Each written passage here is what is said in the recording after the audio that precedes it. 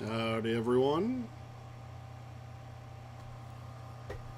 Says I'm live, but I'm not quite seeing it yet. So, hi, yes, all right, I think I am alive. So, welcome, you wonderful people, and thank you for joining me after. Um, thank you for joining me. So for those of you who are not aware, I just got off a debate with Austin Whitsitt on Jeranism's channel. It started at 6, ended around 8:30, and now I'm here. And I knew that I would want to decompress after that debate, and which I think Austin is currently still doing over on Jaren's channel. And I figured, how better to decompress but to hang out with y'all. So that's why I'm here. Howdy, Stephanie. Howdy, Judy Bassett, who is a badass. For those of you who don't know, Judy is a badass. And howdy, Clive Wells. Cygnus, welcome. I think we maybe be joined by. And howdy, Tony. All right, let's all be friends with each other. Even though I'm probably going to get into a subject that may not be all that friendly. But yeah, hopefully, I was just talking with AB Science. I'm going to call him that because FECONI, iron, cobalt, nickel. It's just too much to say. So AB, I'm going to call him AB. Hopefully, AB will come on the stream as well. So, yeah, that'll be excellent. Anyway, I do have an outro, which I'm hoping to be able to. I actually created an outro, which I hope to be able to showcase tonight. And why is this being? That's just being annoying. It wouldn't be one of my streams if there was no tech issues. Is it a can of Tab? No. Sadly, it is a can of Coke. This stream is brought to you by, allegedly, Coke. Coke is it, man. And howdy, Tony. All right, folks. As I said, I know that there's some history between a couple of people in the chat. I would ask that we all be respectful. And if we start being disrespectful, I would ask my mods to step in, either preferably by timing them out to let them know that we need to calm down and resettle things. But I just asked that things be kept civil, as I said. And yeah, I haven't actually talked to AB in a long time. So I'm really hoping that he actually pops in. So what did I want to say? Well, I know what I want to say. I just don't know what I want to say first. So, all right, let's talk about the debate. And I'm not going to get into the specific arguments per se, particularly since Austin is not here. He can't obviously defend his position. So, what I'm going to do is I'm going to approach this is. Yes, Clive. Yes. Behave. When I get you and Tony in a room, holy shit! It just things go off the walls. And so anyway, yeah, I'm not going to talk about the arguments themselves exactly. Obviously, it's going to be more of a questioning, more of my opinion, rather than saying he was wrong on this and this is why and all that kind of good stuff.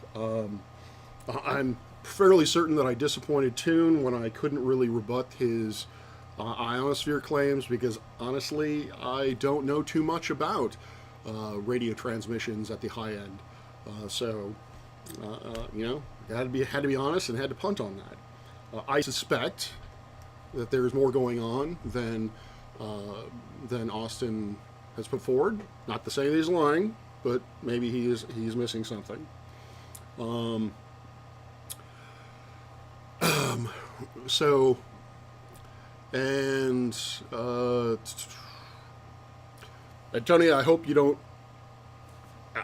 Yeah, I feel weird about saying that. I just, yeah. Anyway, I don't want people to feel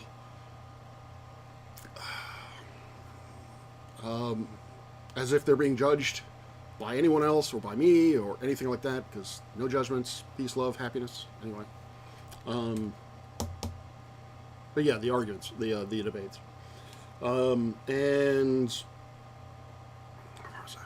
Now I'm completely derailed. What were we talking about here? The one. All right. Well, there was one point that stuck. One point in that whole thing that hurt me deeply, and that was the guy said, "I have glasses and can't see." Is that a Four Eyes thing? Are you making fun of me because I have glasses on? And well, duh. I can't see, hence the need for glasses. Anyway,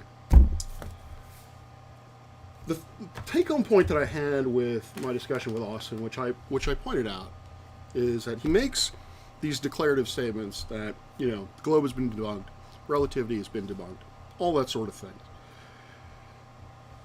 But then he goes around, and then he also makes a claim that the geocentric theory, all geocentric theories, and I hope I'm not misrepresenting him here, that all geocentric theories do not need dark matter or dark energy in order to properly explain the observations that we've made in cosmology. And yet, when asked what is his model, he doesn't have one. And he is picking and choosing from, the Neo-Tychonic, the electric universe. He's throwing all these things at the wall, but from a constructive place, if you really want to convince anyone that a geocentric model is the way to go, you need to have something more cohesive. General relativity is cohesive. It explains a whole lot of things, and it does it very, very well, despite what some people might claim. Muon decay, gravitational lensing, the orbit of Mercury. There are numerous experiments that have been done that have supported the predictions of relativity.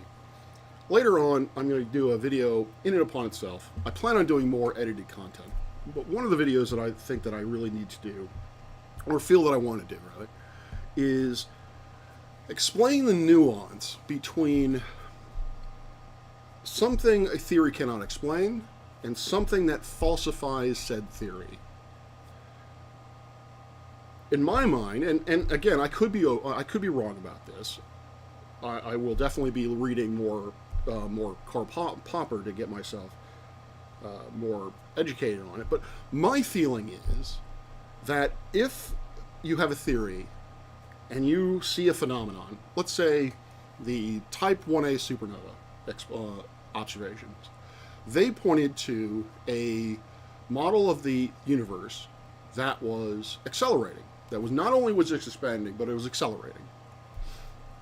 General relativity does not preclude that solution. It does not preclude that possibility. It simply cannot explain it very well. Definitely not in my terms, in ways that make intuitive physical sense. Some people might have a better intuition about it, but I think I can state with some confidence that it is not physically explained by relativity really well. It has to invoke the cosmological constant, which, is a negative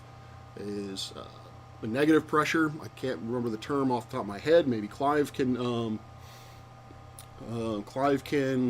do it, or Clive would have a better explanation as to what the cosmological constant is.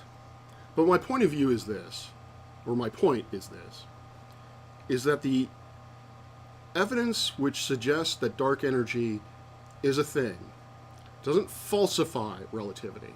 It is an open question.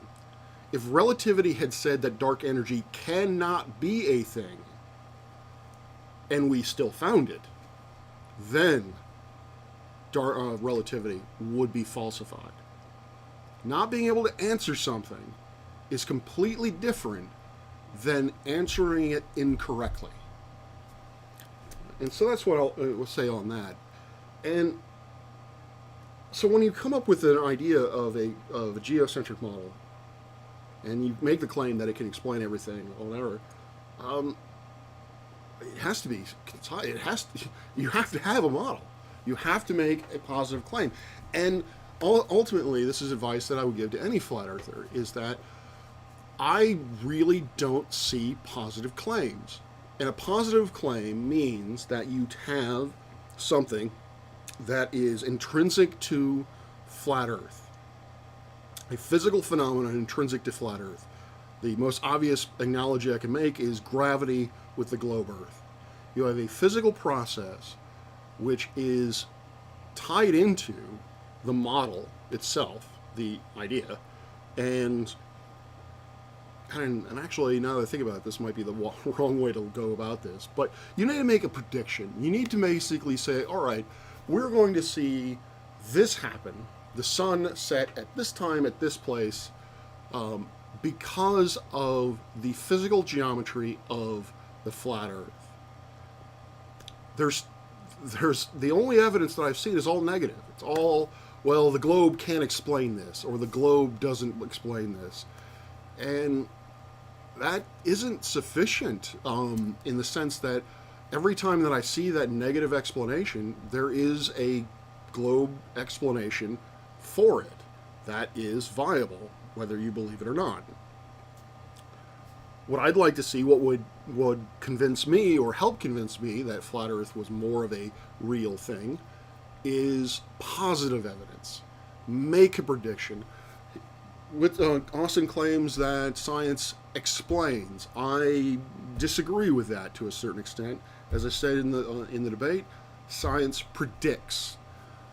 Science allows us to determine how the universe is going to react in certain ways, in certain conditions, as a function of time. There is an explanation baked into it, but sometimes that explanation is wrong. And in certain cases, that doesn't validate or invalidate the predictive properties of it. Let's take gravity, for example. As I've said, and I know they'll probably get some pushback from folks, GR does not state that gravity is a force, but classical mechanics does. That is irreconcilable. You cannot have something that is and is not a force at the same time. But do we abandon classical mechanics because the explanation is wrong? No. It is useful from a predictive standpoint. In our everyday lives, if I'm going to build a bridge, well, hopefully someone else is going to build a bridge because I would suck at it. If someone's going to build a bridge, all they need to know is where to put the struts, the support structure, so the damn thing doesn't break when a semi-truck rolls over it. Do they care about how the space and time is warping around that bridge? No. Should they care? Probably not.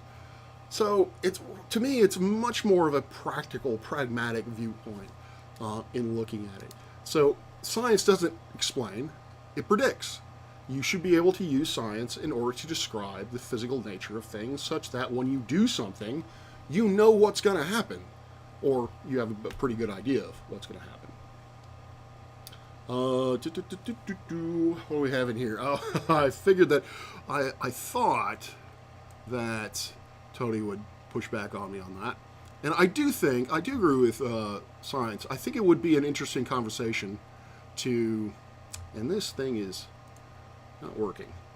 It would be an interesting conversation, I think, to have among academics as to whether or not gravity is a force, or more specifically, how do we actually define what a force is? So it could be that, we're talking about the same thing, it's just, we're not agreeing on definitions. Where's the chat, man? Chat. There it is.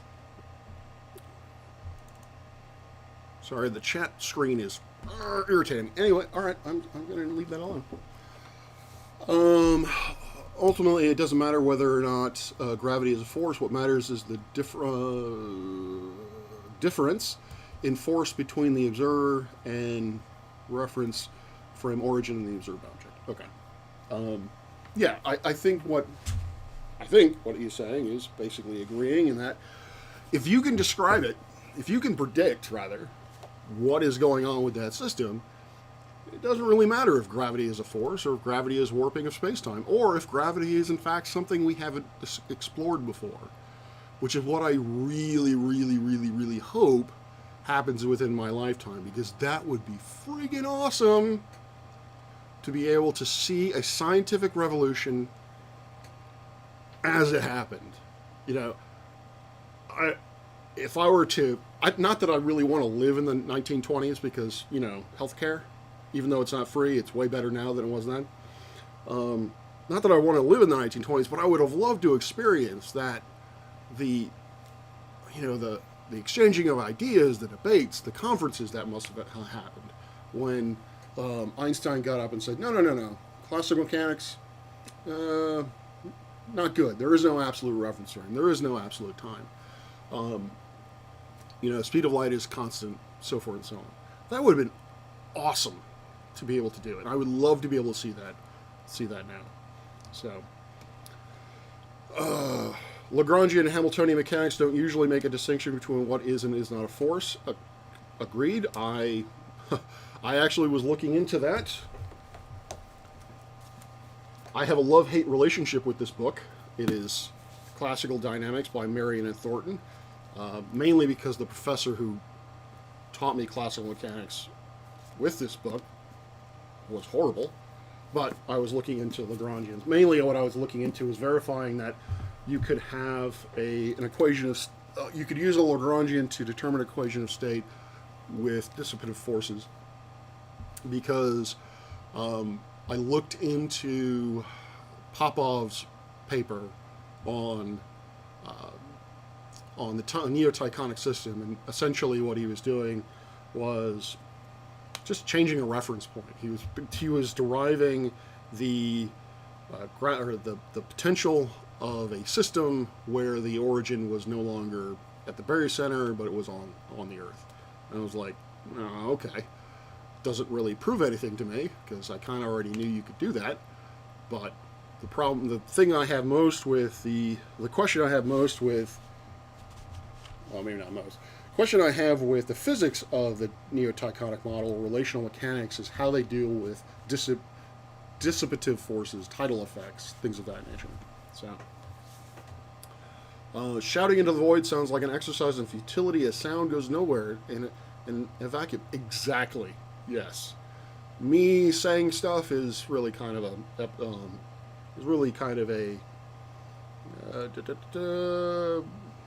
exercise in futility. All right. So that out of the way. Did any of you? I'm curious. What do you guys think about the debate? For those of you who watched it, what did you think about the debate from a what's the word I'm looking for? I want to say formative, but that's not what I'm looking for. Is obviously Whitsitt has his style, and I have my style. I was wondering if anyone had any opinion on what was actually said. For example, AB was on my Discord during the debate, and he was like, what is he talking about? The Sagnac effect is perfectly explained by SR. So, but yeah. So I'm curious whether or not any of you had any thoughts on that, or any opinions on how that debate went.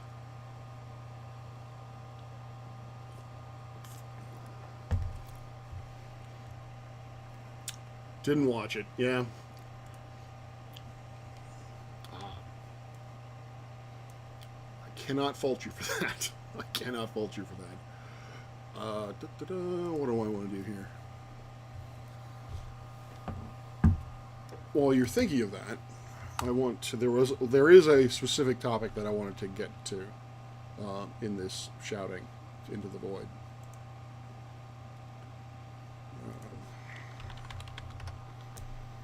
And it is precipitated, or it is I'm losing my words. It's a horrible thing. My vocabulary, as I'm getting older, my vocabulary is just deteriorating.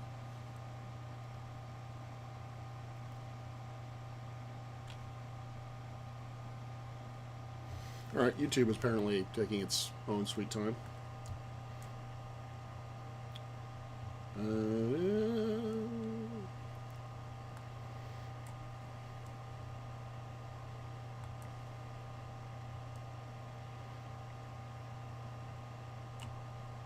All right, well, I guess I'm just going. YouTube is not responding very well, so I guess I will have to do this without visuals.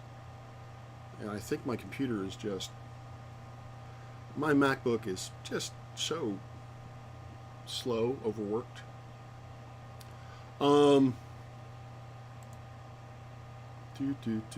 Sorry, I'm looking at my Discord. There's something I need to find before I get into this. Anyway.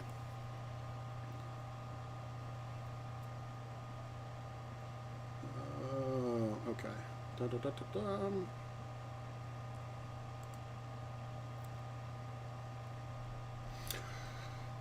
So there's a gentleman by the name of Santos Bonacci. Bonacci, yeah, Santos Bonacci. And this is unwise, but I'm going to do it anyway. Although the fact that he might see this is, I would be very surprised if he. Well, actually, I did invite him onto my channel.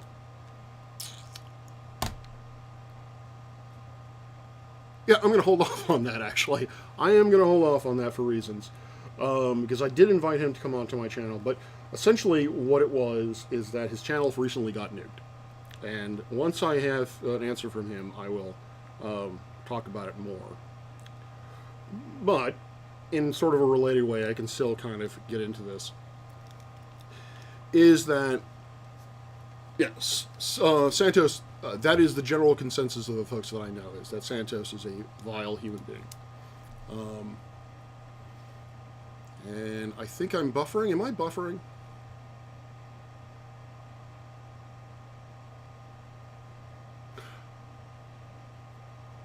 All right, it might be just me. I think it's just me. I think it's YouTube. Anyway, so the question is this. Just to put it more generally, what are the ethics of policing what someone views as hate speech? Now, this isn't exactly going to, yes, it's involved in free speech. Yes, of course. But the idea of hate speech can be subjective. Now, in certain cases, when you title one of your videos, so who is going to assassinate Zuckerberg, I think that's a pretty clear line. I think that would qualify as hate speech.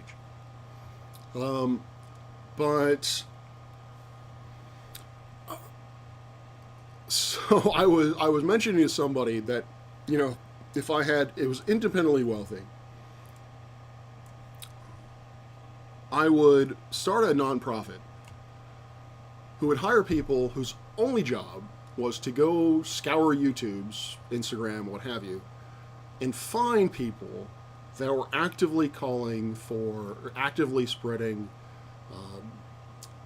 dangerous, hateful misinformation. Information such as people on the elites on the left are pedos.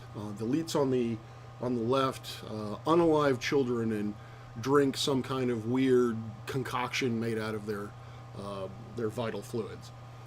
Things of that nature. Things that are, shall we say, impolite. That are way out of social norms. I don't know how to really say this without, I don't know. Maybe I should just be blunt. If you are making claims about a person's personality that involves that person doing horrible things to to children, being the servants or epitome of pure evil, and you do it without evidence, that is something that not only needs to be condemned, but it needs to be stopped. And so my question is the ethics of it. Given in the States, we have, obviously we have free speech, and we have laws against hate crime, or we'll have laws against terroristic threats, we have laws against hate speech. It just, I'm not a lawyer, I don't know the specifics of those. But what I want to have a discussion about, or really just rant about, really, or vent, is where is that line drawn? Where is that line drawn? Obviously, with certain people, it's pretty fucking obvious. If you call for the death of other people because you don't like their politics, or you think they are of the devil, you probably should be stopped from having a platform in which you can do that.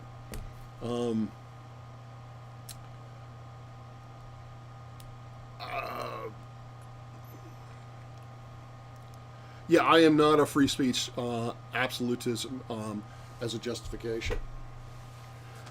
Now, Stephanie, again, this is kind of tangential, and hopefully this doesn't go off the rails, but I don't think that people have accused others of anti-Semitism within the Flat Earth community simply without evidence. I don't think, I could be wrong, I could be very wrong, but the folks that I have been told, so I've been told that certain people in the Flat Earth community are anti-Semites. Some of them are quite literally neo-Nazis. I trust them, so I'm assuming they have proof. One of the people who has told me this has actually shown me proof of this, of one particular individual, Eric Dubé. But so I don't think that we, on our side anyway, I agree. Calling someone an anti-Semite simply because you disagree with their worldview on the shape of the earth is inappropriate. But I don't think that has really happened. But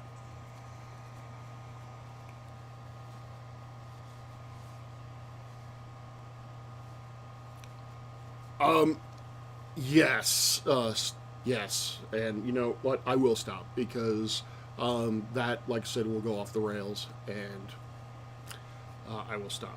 So Tony tells me that the determinative metric is the harm done to the fabric of society by the propagation of the ideas being expressed. That is, I would agree with that. My contention would be, is that seems to be a fairly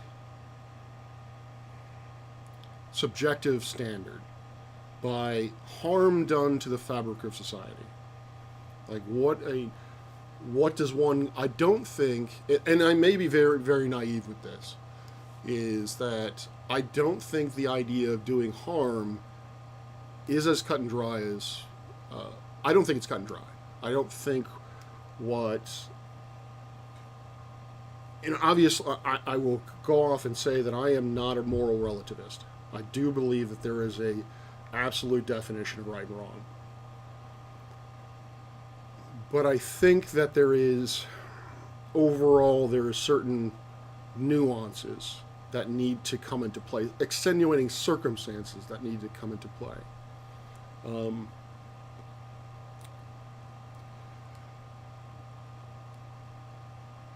Of course, it's cut and dry.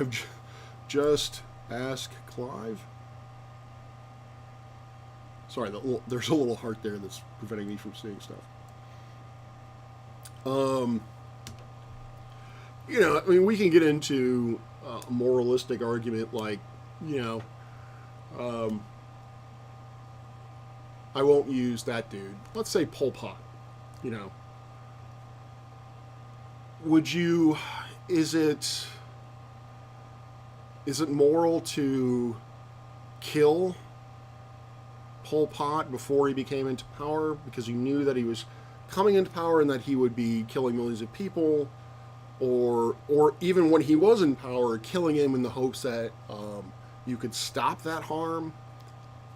I mean, doing it basically the idea of, and it's a simple analogy, and I know there's problems with it, but the core of the question is, can you do evil to combat evil? Is it right to do a evil act, or no, backing that up, is it right to do harm to an individual in order to save in order to better the community?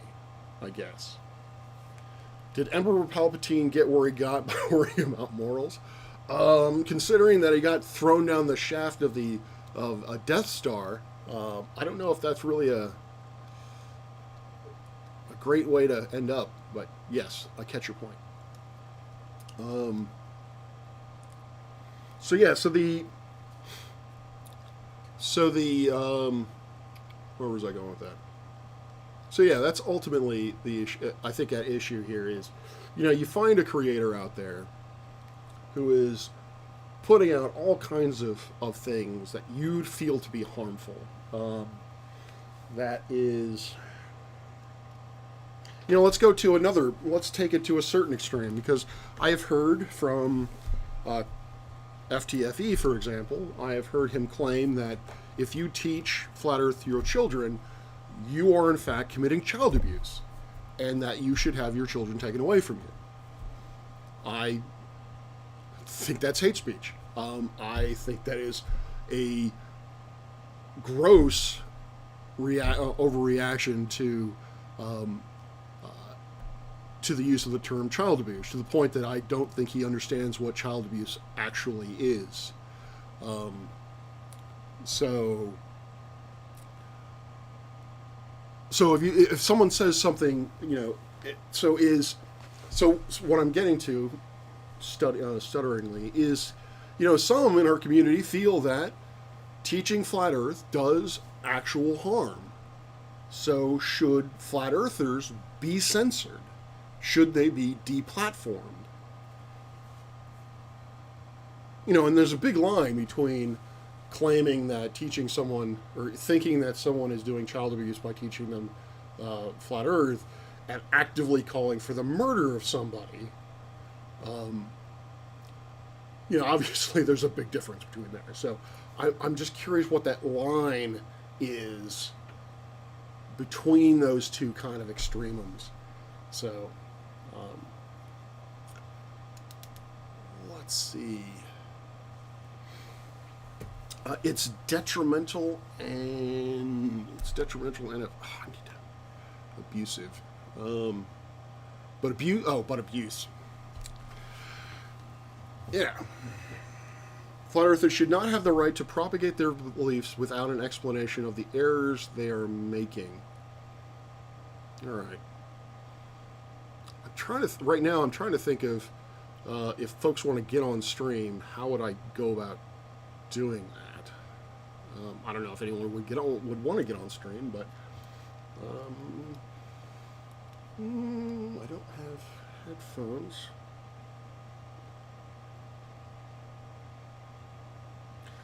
Yeah.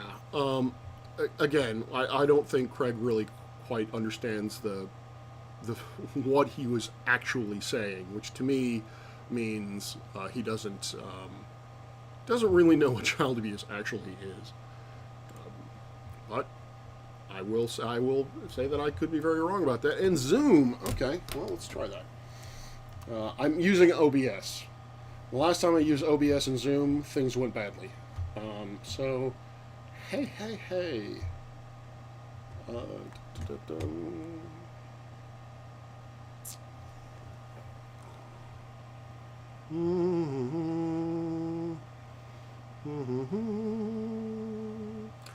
All right, I opened up a Zoom. Let's see here. Copy invite link.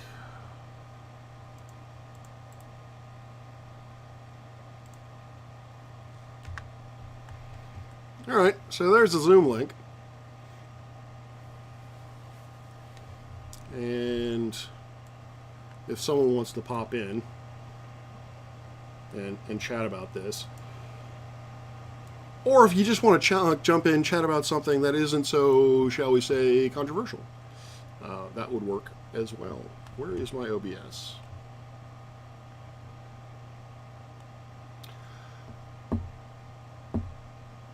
Are you sure about that, Clive?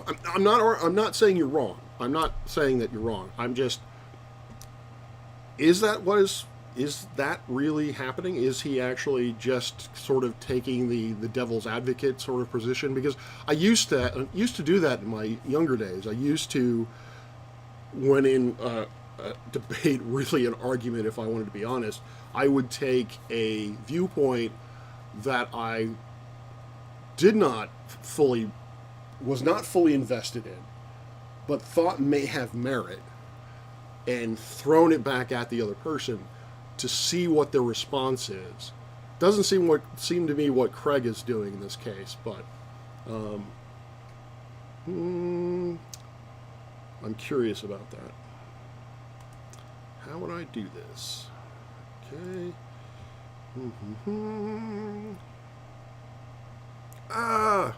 Wrong screen. Give me options. There it is. Window capture.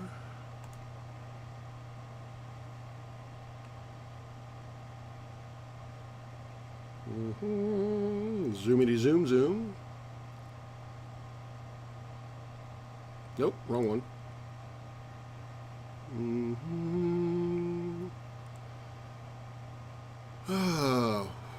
Where is the screen? Okay, that's not it.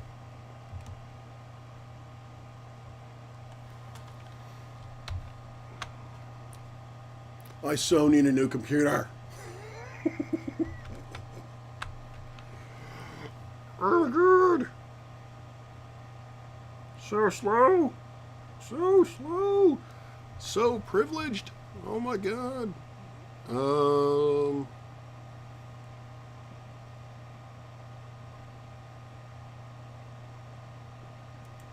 Nope, that's not what I wanted.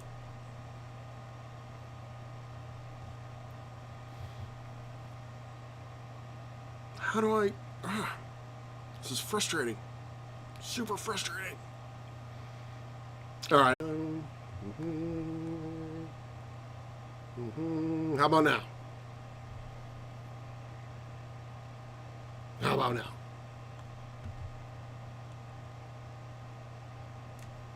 Am I still here?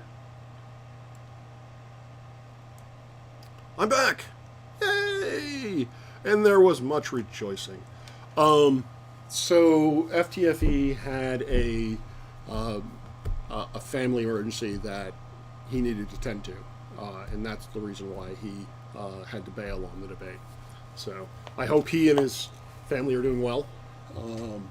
That's all I'll really say about it. But yeah, that's the reason why he failed. And yeah, I was asked, kind of to get away from that, or to diverge, I guess. I was asked by a couple people, why did I agree to take the debate? What am I getting out of it, essentially? And there is some concern that I might be, what's the word? Again, vocabulary. Not justifying them, but justifying Austin and his position, or validating Austin and his position. I suppose a conversation can be said for that. But what I can say, for my rationale, is I think everyone has the right to have a conversation. I will discuss things with anyone, even people that I fully do not agree with on other areas of their life, other viewpoints that they might have. I may feel strongly about not agreeing with them, but if we're having a conversation about this, and there is going to be some kind of conversation back and forth that is respectful and not emotionally charged, then I will agree to it.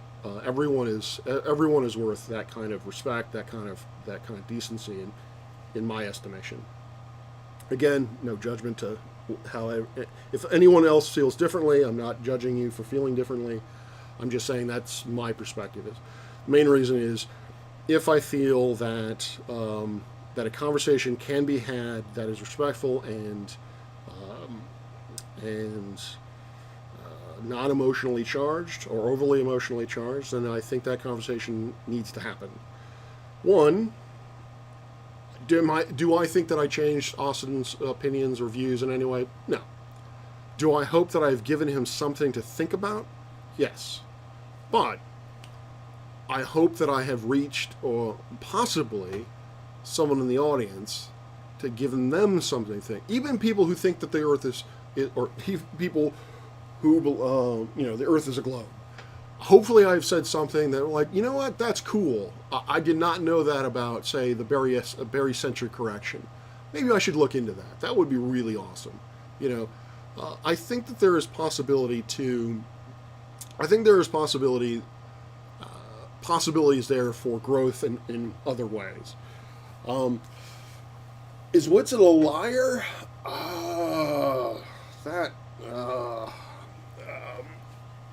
I don't know. That.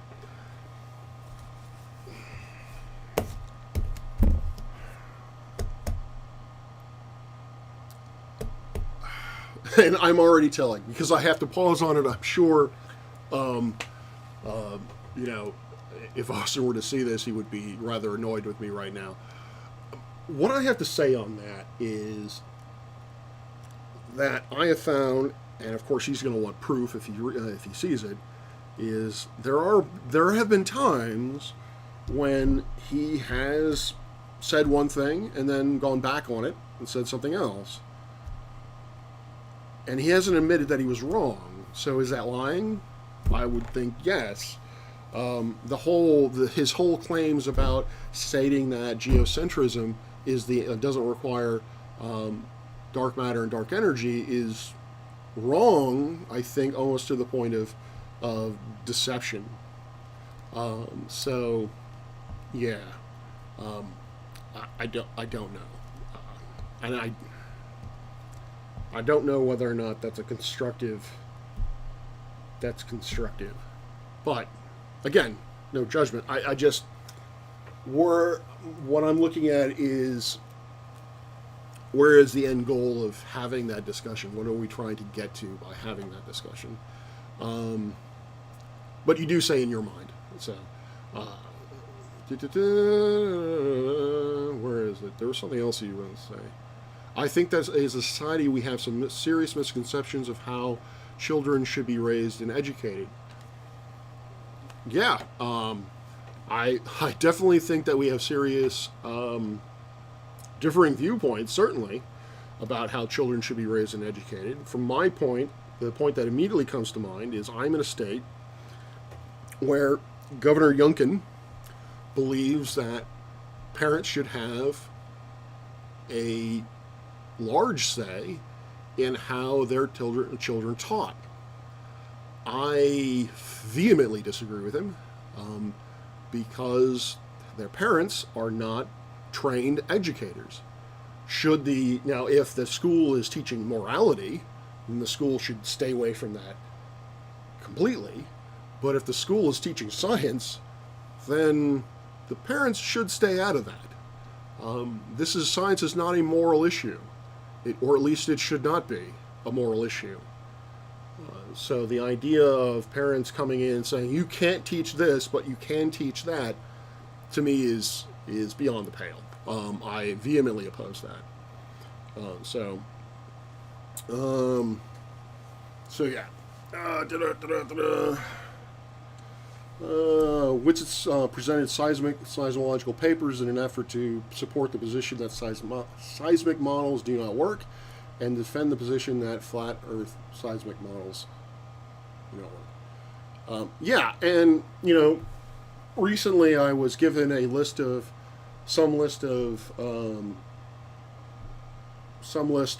references that Austin was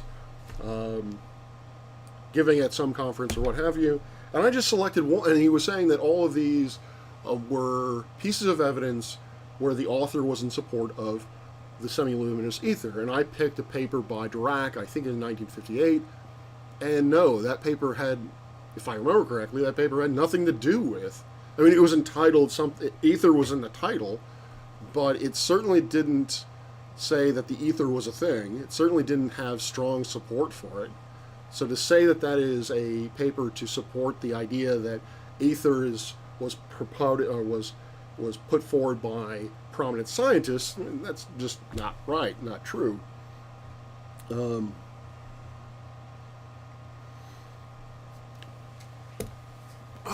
Dangerous how? Obviously I'm taking the flat Earth in a vacuum.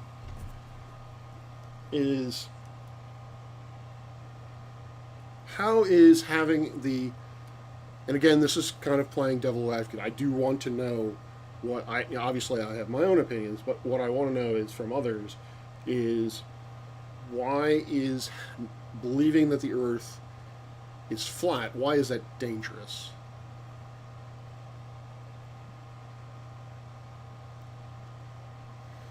The Warrior. Actually, I was a conspiracy theorist on mostly the moon landing, so you kind of helped me to trust science.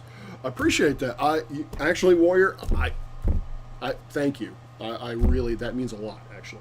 I really, really like hearing that.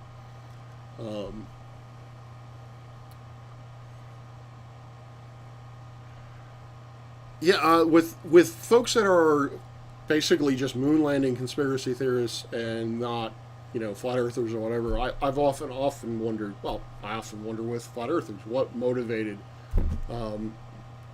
people to not trust the government in that sense. So.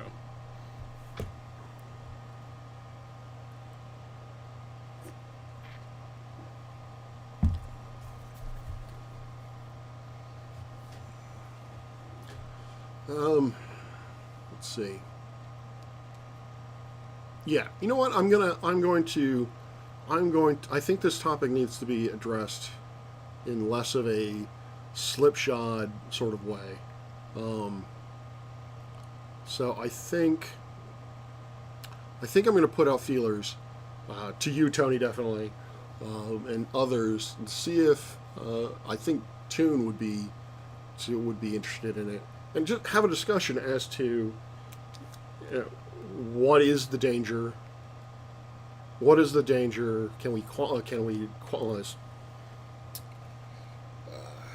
be specific about what that danger is, and what people should ethically do about it? So yeah. It's not particularly dangerous to believe there's flat. It's dangerous to let people misrepresent the state of scientific understanding and not point out they're lying. All right. I have this discussion with Matt, I Can Science This, and Toon has said this on his channel a few times, and he has a very, very almost draconian view of the definition of lying. And Matt seems to be of a similar mind. Again, don't want to put words in their mouth, but the idea, my question is the same question I ask a flat earther: am I wrong, or am I lying, or am I delusional? So I guess the question then becomes: are those the same thing? I would say that it's a lie if you put forward evidence that yourself is wrong. That would be a lie. But if you put forward evidence that through your own discernment you feel is true, but it's wrong, is that a lie? Kind of giving a more concrete example, he Austin was saying that the expansion of the universe was to explain why everything seemed to be moving away from us. That's misleading. Really what it was to explain was why there is a correlation between distance and velocity. Now, when he said that, was he lying? Was he misrepresenting science in an actively deceitful way, or was he simply having a misconception? So, I'm not sure. To claim something is factual when it is not is a lie. Which it knows his methodology is false. All right. So you have a very a much more strict definition of what a lie is than I do. Not saying you're wrong, but yeah, that would be something we could discuss online. Not me on voice, you on chat, text. And again, I would love to have other people on it. So if you're willing, I would love to have you on stream, even if it's just the two of us. I would really love to have you on stream and kind of go back and forth as to what your opinions on the flat Earth community, lying, that sort of thing. Maybe we can even touch on the darker sides of what's lurking underneath the flat Earth depths. Because as I mentioned in the beginning, my thought, the dangers that I see with flat Earth, is that flat Earth is not a vacuum. It cannot be taken as a vacuum. If you believe in flat Earth, you believe in other things, and those other things may in fact prove dangerous. The thing that immediately comes to mind is the anti-vaccine. Is if you are an anti-vaxxer, I feel that is a dangerous position to have. That is a dangerous position to take, because the science does not follow that vaccines are harmful. It does follow that if you don't take the vaccine, you're more likely to have harm, or that someone is more likely to be harmed than if they didn't take the vaccine. It is conspicuous, very suspicious, that the number of smallpox cases drastically dropped after the smallpox vaccination was created. So yeah, in that way, there's definitively a danger there. But so that is where I think that the flat Earth can lead to danger. Is that flat Earth cannot be taken in a vacuum. Because if you believe that the Earth is flat, then at least in my opinion, in my experience, I have never found someone who said the Earth is flat, but vaccines are cool, chemtrails don't exist, we've definitely been to the moon, climate change is definitely man-made. I've never found anyone who said that. If they believe the Earth is flat, then they're going to believe something else that is what we would consider to be fringe. So, Nimrod, if his lips are moving, he's lying. Yeah. Again, I don't want this to turn into a trash Austin stream. That is not my intent. I don't want to bash anybody. As much as certain arguments might frustrate me, I thought the debate with Austin was good. I know I was getting frustrated. Hopefully it didn't show too much. But I definitely don't want to bash the man based on that. So yeah. La la la la la la la. Stephanie, right. Professor Perks, you are not lying about how far you think the Pinwheel Galaxy is from the Earth, but is it true? You believe it to be so not lying. Well, I believe it to be so based on evidence, and I'd be willing to show anyone what that evidence is. In order to rebut that evidence, and this is something that, again, I think the Flat Earth community really needs to know, is if you rebut that evidence, you need to actually point out why. And not just say because it doesn't work that way. You need to show me specifically why it doesn't work that way. But there is that. What else did I want to say about? I'm frustrated about the state of the world. Specific in a along the lines of free speech is along the lines of free speech is that and I don't know how, and this is the ranting, shouting into the void part of it, is I really, really would like to express myself about the Israel-Gaza war, Israel-Hamas war. But I can't.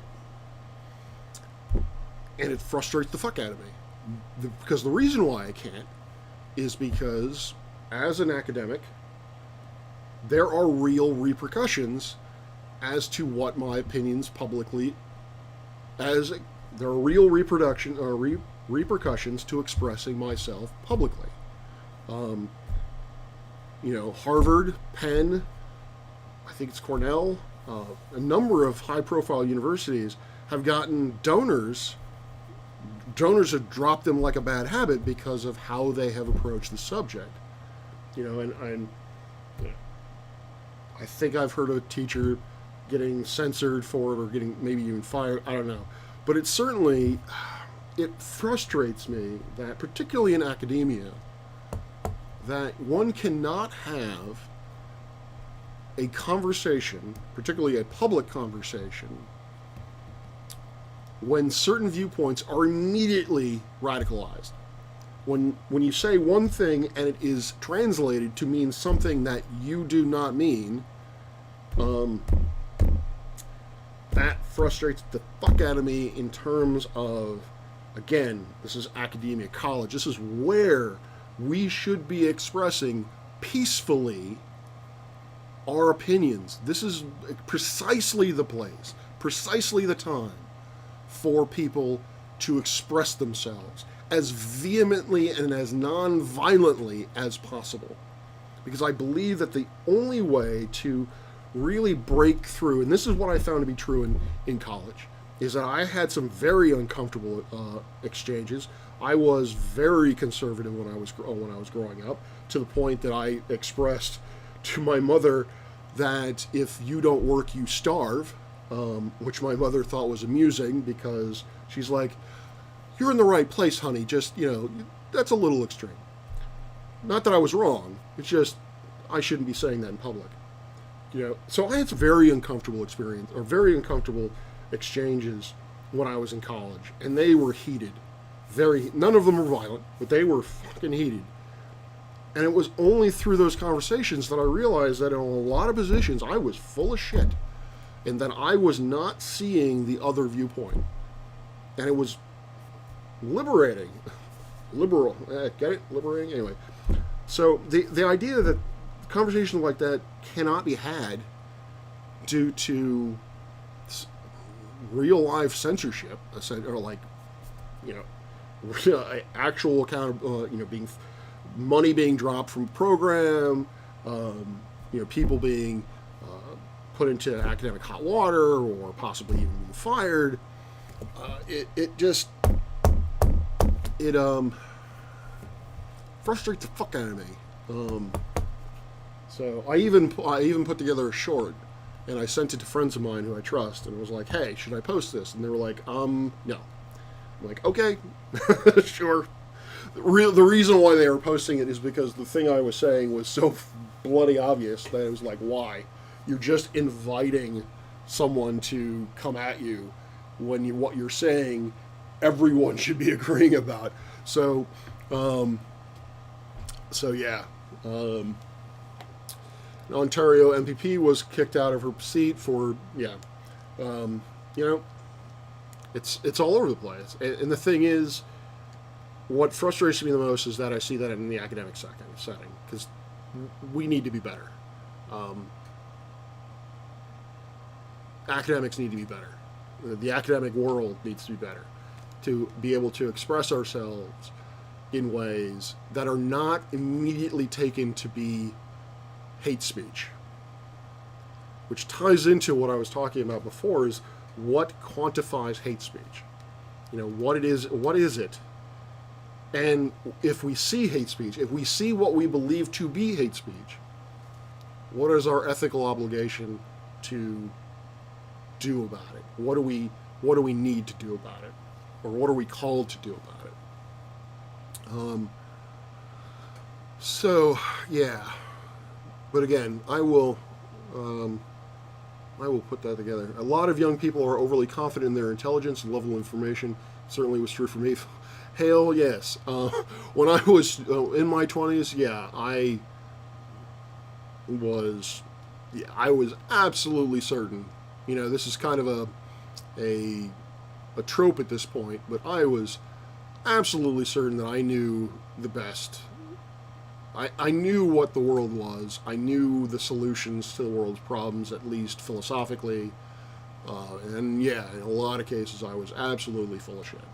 Um, and I'm glad. But it was only through that dialogue, even if we're very heated, and I won't even turn them into debates. And to call them dialogues would be generous. I would call them just flat out shouting. In some cases, flat out shouting matches. You know, they were helpful. Not any one particular one, because I can't think of any one particular one, but the culmination of all of them was what changed my perspective. Was because I certainly was in the first few conversations. You know, obviously I wasn't willing to change my perspective because I'm right. Damn it, I'm the Rob. Obviously I'm right. Duh. It's you who has to change. And so, you know, obviously I got, you know, pissed and shouted back and yada yada. But, you know, it was only after I stopped, it was only after I went back to my dorm room or went over somewhere else to smoke cigarettes. Oh, I miss smoking cigarettes. In my mind, I miss smoking cigarettes. In reality, not so much. But, you know, when I was away from that situation and I really gave it pause and gave it some thought, and I had to admit to myself, you know, maybe they have some points, and, you know, I would look into something else. And to me, a lot of it was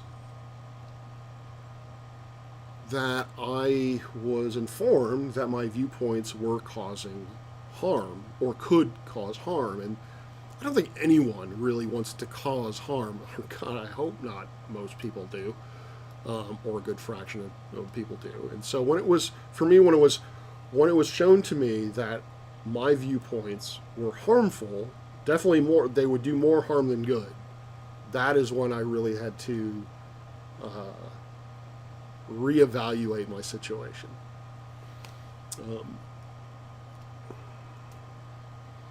Yeah, essentially, killing kids is bad. Okay, shouldn't do it. But yeah, all right. Well, all right. What was I gonna do with this? Let me go over here. Let me go over here. I don't think AB is online. But again, I can't I can't actually have any on voice. I'm probably going to be. What I need to do is I need to set up a stream that I have no agenda whatsoever. It is simply a boring tech stream where I try to figure out how to use OBS and Discord or OBS and Zoom. I don't know if it's possible with this machine because as nifty as some of the features of my Mac are, such as the fact that I'm using my iPhone as my webcam and the battery has not died yet, is fantastic. But yeah, the memory on this little girl is pretty bad, and I don't think she can handle lots of video, you know, different video things. So I don't think it has enough RAM. Or something. Nimrod asks, Rob, what are those things hanging from the blinds behind you? You mean these things? Those are cards which represent mythological, well, they represent moon stories. So each of those cards represents some kind of story from an indigenous people which involves the moon, its creation or something else. So in the window blinds, you mean those? Same thing. Because I can't see anything else in the window blind. It's actually strung across the room. I have another one with moon phases that I actually plan on hanging at some point. So, have you named your computers yet? Of course I name my computers. And I say that. Have I named this one? You know what? I have not named this one, actually. My previous laptop was Earth. My desktop was Jupiter.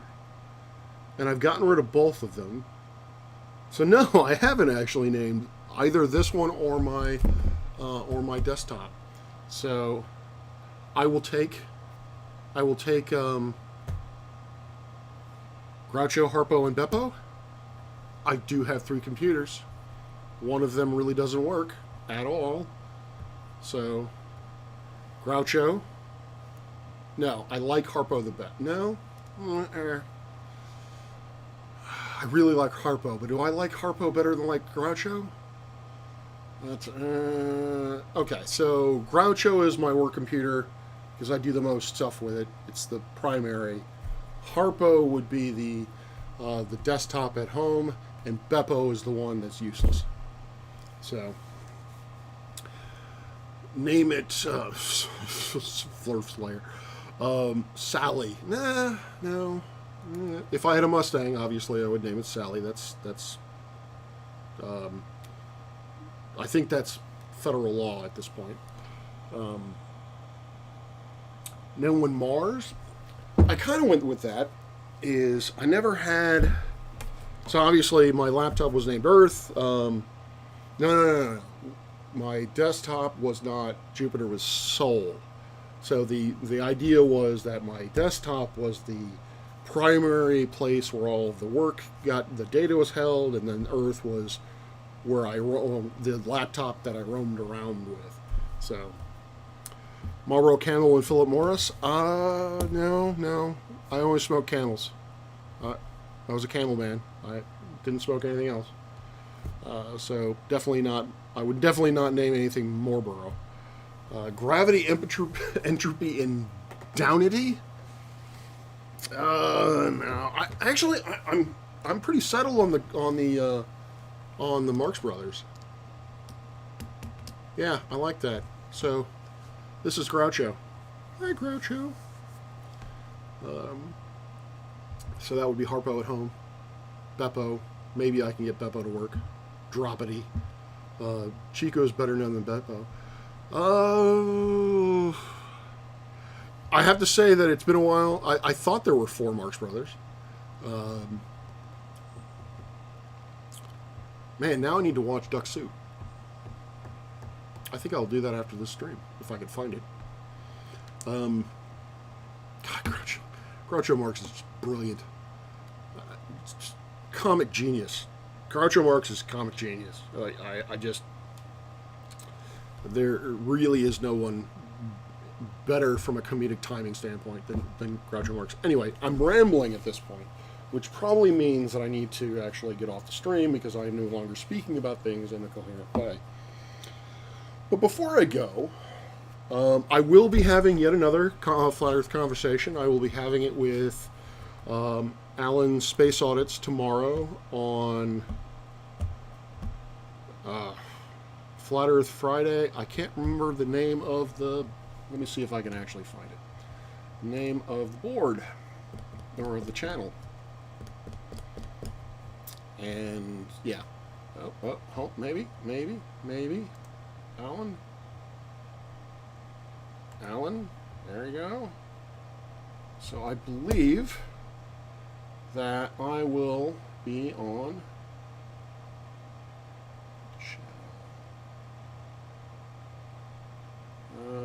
Nope. Flat Earth Friday. So I'm guessing that is the name of the channel. I'm not sure. But yes, so tomorrow evening I will be having another conversation, with this time with Alan Space Audits. And again, it won't be a debate. It will be a Zeppo. Yes. Didn't think with Beppo. Zeppo. And I will be having a conversation with him. Primarily what we're going to be talking about, I think, is interferometry. Because the interferometry I do is different from the Michelson interferometer that is of current fame. But there are certain principles that apply that he wants to know more about, so I'm willing to talk about it.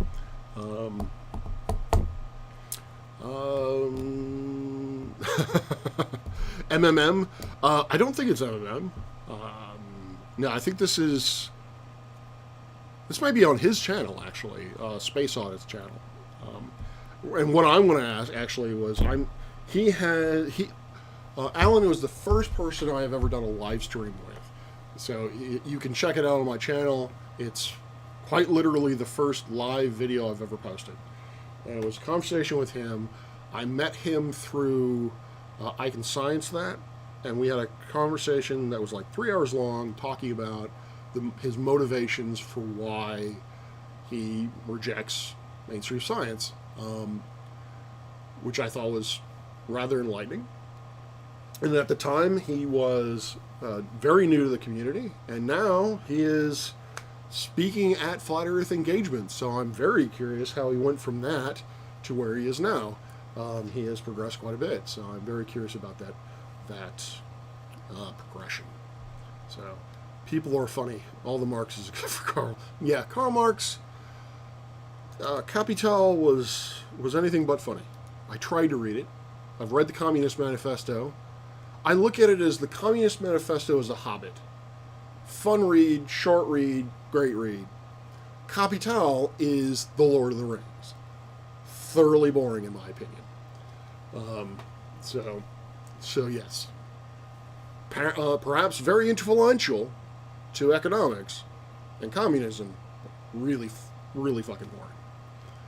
Interferometry does not need a container. No, it does not. Anyway, so I'm doing that tomorrow. Saturday, I'm taking the day off. And then Sunday, I am, later in the day, probably around 1 o'clock, I'm going to do a Coffee and Science. And I am going to be addressing something that Flat Earth has been basically spouting for a long time now, is that particularly astrophysics and cosmology is way too speculative. You know, we claim that there is dark matter, we claim that there is dark energy, and we make that claim very confidently. So the question then becomes, should we be doing that? Should we, as astronomers, as cosmologists, should we be as confident in our claims as we seem to be publicly? And there are a couple of rather notable voices in the community that are saying no. That in fact the idea of dark energy really is probably not the where we should be concentrating our efforts. So I'm going to look into that and give my thoughts on how speculative science cosmology is becoming, because particularly when you look at it from an outside objective lens, the United States just spent $10 billion on a satellite whose primary goal, co-primary goal, is to answer the question of what dark matter and dark energy are. Well, if they aren't things, then, there are arguments against that. You can also say that, we spent that money to confirm whether or not dark energy and dark matter are actually things or something else, but the point is that the assumption or the assertion being made is that dark energy and dark matter are real, and that that JWST needs to come into existence in order to help us figure out what they are. So, do we need to be as confident in that? Anyway, that seems like a great goal. Thank you for the live stream. This bad some sleep. Yeah. My favorite you or a colleague. Funny and unfunny people. All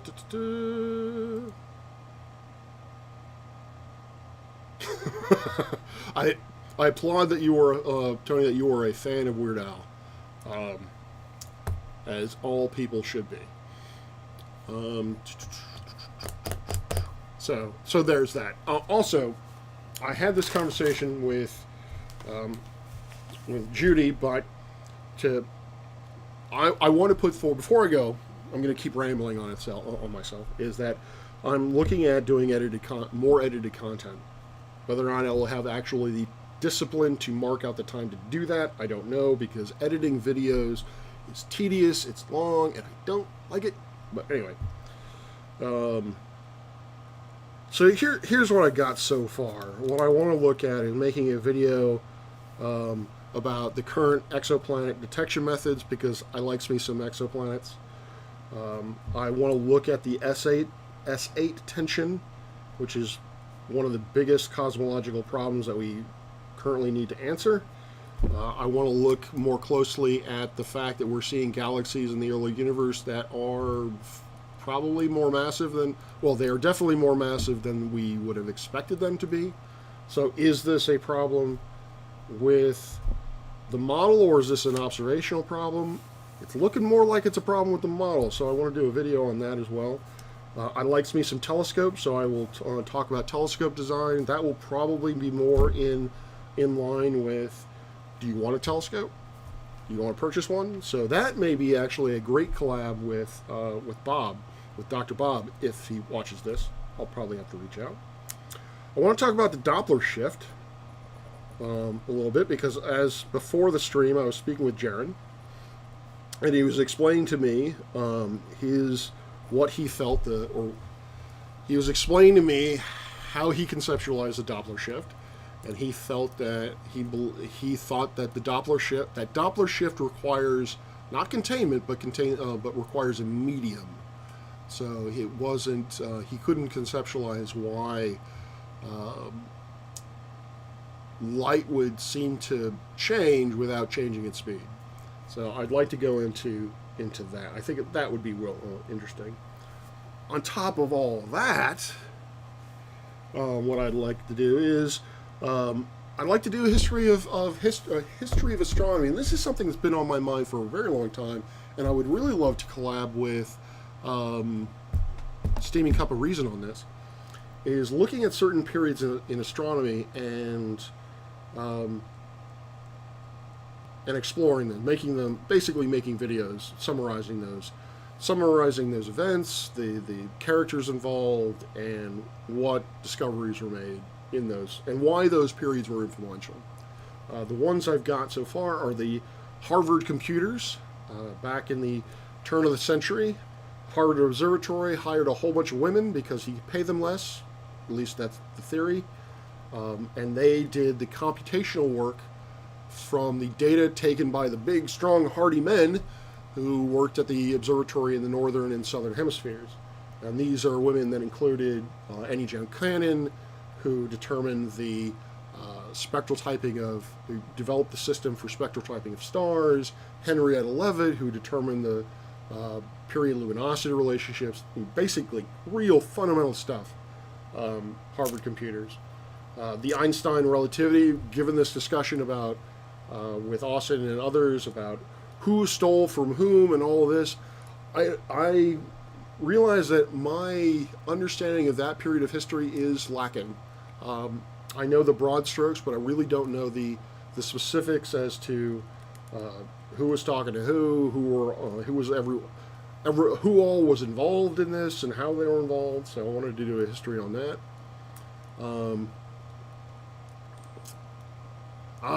Tony. Yes, I'll talk about that. I'll get to that in a second. And of course, my favorite period in astronomical history, the Copernican Revolution.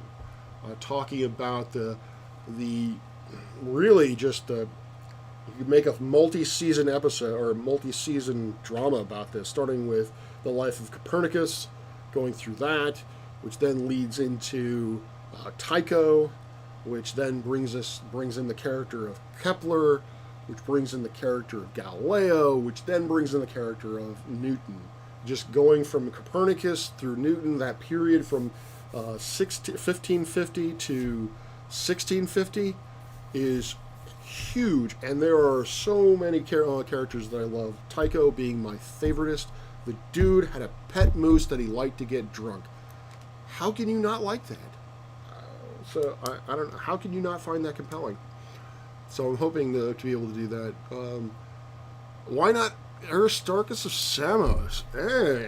I can do the beginnings of Aristotelian thought. The Greek astronomy. Thank you.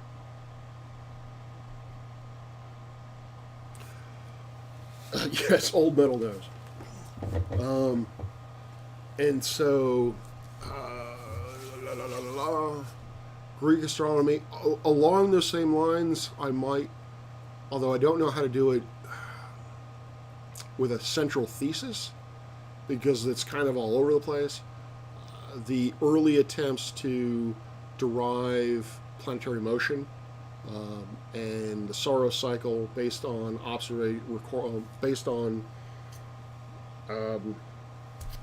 the word I'm looking for? Based on cyclical patterns, to give a better, clearer understanding of what the ancients knew and how they knew it, and what they got wrong and what they got right. So that sort of thing. Yes, I am. There is, okay, so my guess, my intuition was the answer to the mass problem was the IMF, the initial mass function. Because the initial analyses were using the saltpeter IMF from 1950 some odd, which is problematic. So if I were to say that if there was a cause, or if there was something to look into besides the cosmological model, it would be the IMF, because I don't think that is very well constrained at all, particularly as a function of time. We already know that stars change their structure based on their metallicity, and at that time, those were exceedingly metal poor stars. So the idea that they would evolve or form and evolve in exactly the same way that they would do now, I think that is not an assumption that can be made solidly. That is not a solid assumption. How much of this will be covering Carl Sagan's Cosmos? Not so much, I don't think. Although Clive, you're on a roll. That does Origins of SETI. Carl Sagan brings to mind that Carl Sagan was a contemporary of Frank Drake, and so that got me onto the idea of because then I can talk about Fermi paradox, I could talk about the beginnings of the SETI Institute, Jill Tarter, and basically talk about what has been done to find ET, and whether or not ET is how realistic is, or how probable rather is ET to exist. So it's actually impossible to have exclusive evidence of anything if you It's actually impossible to have exclusive evidence of anything if you are just gonna put a mirror up to the observations and say those work for geocentrism too. I think I know what you're getting at, and yeah, that's where if I'm going to, and maybe I'm not, but when I look at relational mechanics, and let me just say this, the book that he sent me, not well written at all. I know these are semantic little, nitpicks, but the dude will introduce a variable and then wait an entire page before defining what that variable is. It's annoying. He mixes Newtonian and Laplacian notation, which bugs the fuck out of me, and it's just not well written. Anyway, if I'm going to debunk, or at least find problems with relational mechanics, that is, or at least the Neo-Tychonic model, that's going to take a little bit more time. That's going to take a little bit more depth as to show that it is not a kinematic and dynamical equivalent system. What I can tell you is that book, and I already did a stream on this. Galileo is wrong. He says a lot of things that are not factually accurate, and he makes a lot of assertions that we do not believe to be true, or do not have evidence to suggest that it is true. But yes, so to kind of going along those same lines, if I wanted to, I would have to go into the math a lot more, or with a lot more detail than I wanted to. I get tongue-tied very, very easily. Shouting is, hey, Dr. Bob, I was just talking about you. One of the things that I was going to mention, and I will reach out to you for this, is I want to do more edited content, and one of the things that I wanted to do was telescope designs, and the thrust of it would be to talk about, all right, here are the designs of the telescopes, but from a practical standpoint, if you're interested in astronomy, which of these would be best suited to your needs or to your preferences? Do you want to look at the moon and planets? Well, if that's what you really want to look into, and that's really only what you want to look into, then you need this type of scope or this type of equipment. If you want to do wide field astrophotography of open or of emission nebula, then this is what you need, that sort of thing. So I would need, I would love to have your input as to that second half of it. Well, really all of it, but I would love to be able to do a collab with you on that if possible. La la la la la. With not either. Let's see. Looking forward to your discussion with Alan. Love Alan's demeanor and approach to these subjects. Yeah, I do too. Alan's a good guy. Can't prove it. With not either. I don't know. I'm not sure what you mean there, Stephanie, about with or either, or what?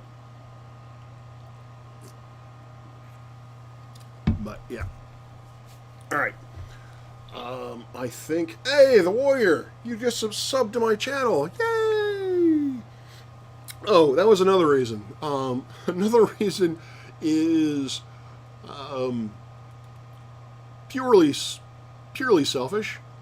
The reason why I go on to when I accepted that debate and why I'm going to be talking to Alan is it advertises my it advertises my channel. Gets me out there. Gets me more possibly more viewers and even less, more possibly subs. So, like I said, I am serious about growing this channel, even if it doesn't show. So doing these things just gets myself out there.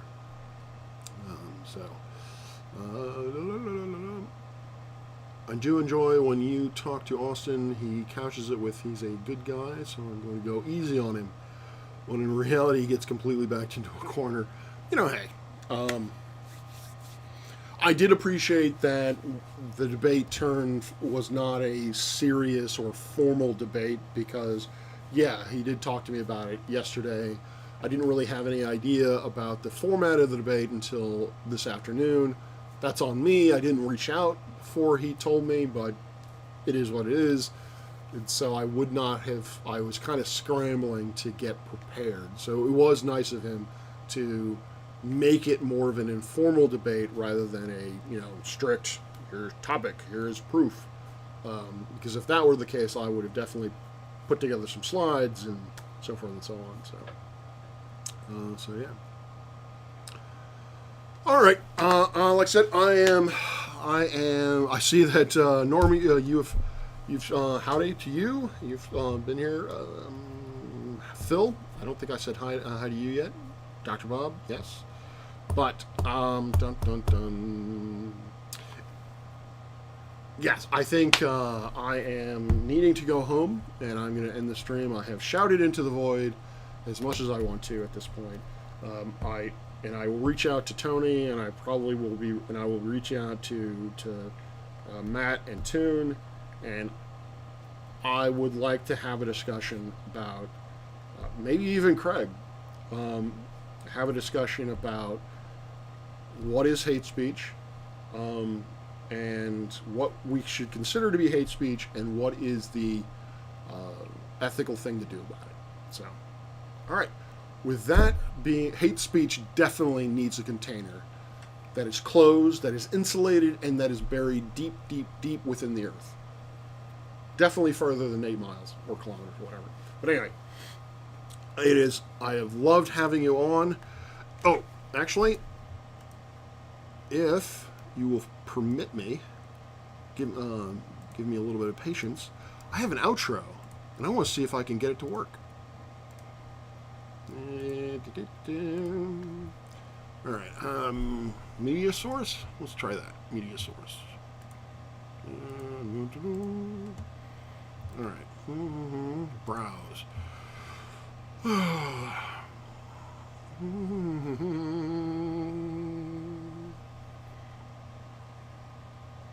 And of course, my computer's being slow. So.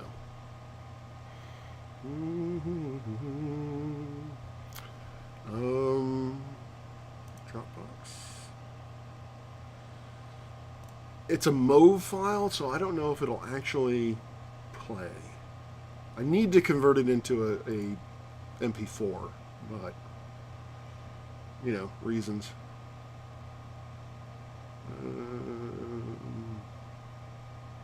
Assuming I can even find the damn thing.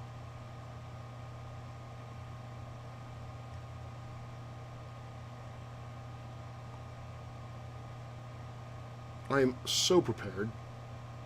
It is amazing. I am the most prepared MFer in the world. Okay. How about this? Sure.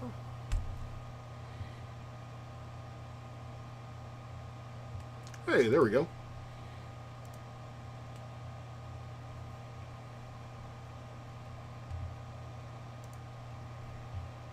All right, let's see if this works.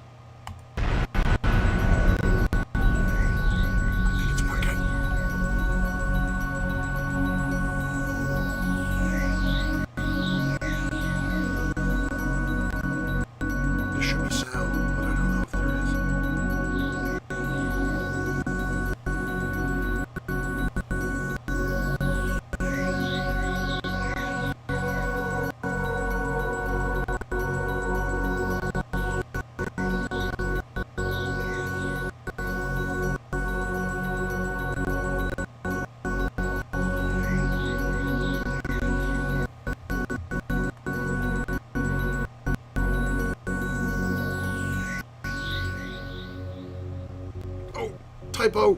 I need to fix that. Damn it.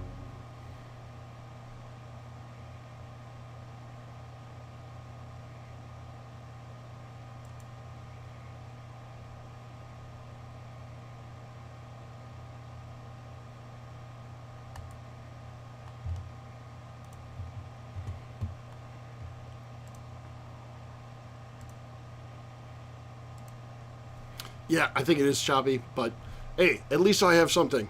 All right, anyway, not all. Maybe.